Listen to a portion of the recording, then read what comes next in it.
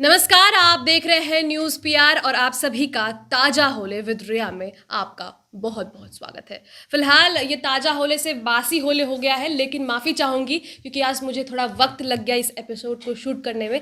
सबसे पहले आपको बताएँ कि आज हम बात करेंगे विनेश्वरी पाठक के बारे में, क्योंकि सुलभ शौचालय के बारे में तो आपने सुना होगा, देखा भी होगा हर जगह, चाहे वो रेलवे स्टेशन हो, मेट्रो स्टेशन हो या कोई भी प्राइवेट नॉन प्राइवेट जगह हो।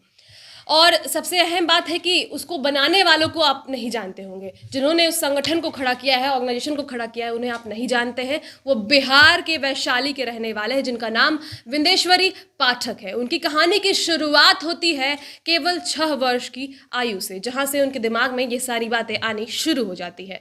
आपको बताएं कि जब वो 6 वर्ष के होते हैं तब चूंकि वो ब्राह्मण फैमिली से बिलोंग करते हैं, तो उन्होंने किसी दलित महिला को टच कर दिया होता है, जिसके बाद उनकी दादी उन्हें ले जाती हैं अपने घर शुद्धिकरण कराने के लिए, और उसके बाद वहाँ उन्हें गोबर और गौमूत्र पिलाती है ताकि वो शुद्ध हो जाए। उसके बाद उनकी कहानी में मोड़ आता है तब जब वो घर में रात में सो रहे होते हैं। सूर्योदय से पहले उनकी घर की महिलाएं बाल्टी खटपट कर रही होती हैं और पानी गिरा रही होती हैं। उन्हें समझ नहीं आता कि यह सुबह होने से पहले ये महिलाएं कहाँ जाती हैं। बाद में उन्हें पता चलता है कि यह शौच करने जाती हैं। जिन महिलाओं का उस वक्त तबीयत खराब होता था, वो पॉट यानी कि मिट्टी के बर्तन में शौच किया करती थी, और यही चीज़ उनके दिमाग में खटकती है कि ऐसा क्यों है। उन पुरुषों का नज़र नीचे रहता था जो दिन में शौच करने बाहर जाते थे। बस यहीं से उनके दिमाग में ये सारी बातें आती है कि इन सभी चीज़ों को बदलना है। बस उन्हें पता नहीं होता है कि हम कैसे बदलेंगे, चूँकि वो ब्राह्मण फैमिली से थे और ऐसे कामों को करना उस समय, क्योंकि जात पात उस समय चरम सीमा पे थी, और ऐसे कामों को करना उनके जात की प्रतिष्ठा के खिलाफ थी। फिर वो पटना विश्वविद्यालय आते हैं, पटना यूनिवर्सिटी आते हैं, वहाँ समाज शास्त्र की पढ़ाई कर रहे होते हैं और उन्हें एक प्रोजेक्ट दिया जाता है कि शौचालय साफ करने का प्रोजेक्ट और दलित लोगों के साथ काम करने का प्रोजेक्ट। 3 महीने के लिए ये बेतिया के दलित बस्ती में रह रहे होते हैं, जहाँ उन्हें दर्द दिखता है उन लोगों का, और उसके बाद यह ठानते हैं कि ये इन लोगों के लिए अपना जीवन अर्पित कर देंगे, समर्पित कर देंगे।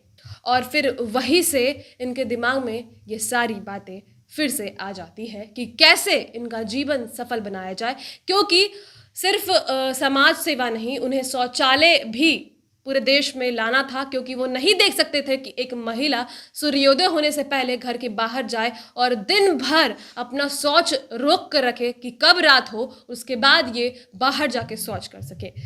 उन्हें यह नहीं पचा कि कैसे एक पुरुष अपना नज़र झुकाए रहता है जब वो खुले में, मतलब दिन में जाकर शौच करता है। उसके बाद चूँकि ये वैज्ञानिक नहीं थे, इंजीनियर नहीं थे, इन्हें कोई आइडिया नहीं था कि कैसे कोई काम करना है और कैसे शौचालय की व्यवस्था पूरे देश में लाना है। इससे पहले इन्होंने बिहार का सोचा, बिहार में कैसे इसकी शुरुआत करनी है।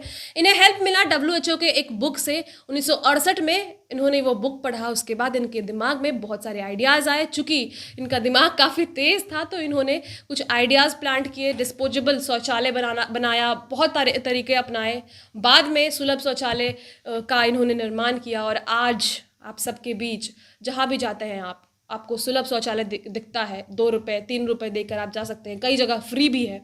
और ऐसे इन्होंने बिहार को शौचालय बाहर शौच करने से मुक्त बनाया। पूरे देश में अब ये चीज़ें लागू है, गवर्नमेंट ने इन चीज़ों को अपनाया है, और इनके ऑर्गेनाइजेशन का नाम है सुलभ इंटरनेशनल। और यह ऑर्गेनाइजेशन ना सिर्फ शौचालय बनाने का काम करती है, बल्कि ह्यूमन राइट्स, उसके अलावा नॉन कन्वेंशनल एनर्जी को प्रमोट करने में, उसके अलावा इन्वायरमेंटल सिचुएशंस को कंट्रोल करने में, और इन सभी चीज़ों को प्रमोट करने का काम करती है। अभी अगर इनकी सामाजिक कार्यों की बात करें तो उसका बहुत लंबा लिस्ट है, जो कि हम आपको सब कुछ नहीं बता सकते। लेकिन एक रिसेंट एग्जांपल ये है कि काशी जाकर इन्होंने गरीबों के बीच खूब दान पुण्य का काम किया था, और ये ऐसे सामाजिक कार्य अक्सर करते रहते हैं जिसका कोई भी लिमिट नहीं है। इसके अलावा इन्हें पद्म भूषण अवार्ड भी दिया जा चुका है, और देश दुनिया में बाहर भी, इंडिया के बाहर भी इन्हें कई अवार्ड से नवाजा जा चुका है। और ये बहुत ही गौरवान्वित कर देने वाली बात है कि ये बिहार के रहने वाले हैं।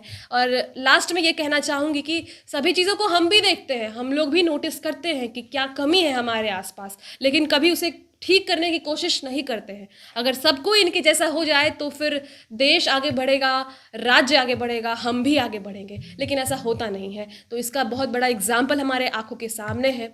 विंदेश्वरी पाठक एक बड़ा नाम है और आज सबके बीच जाने जाते हैं, तो उसकी वजह है इनकी सोच और इनके काम। बहुत बहुत शुक्रिया। आज के लिए बस इतना ही। आपको कल फिर एक नई कहानी के साथ हम मिलेंगे और कल बासी नहीं होगा, कल ताज़ा ही करेंगे। बहुत बहुत धन्यवाद।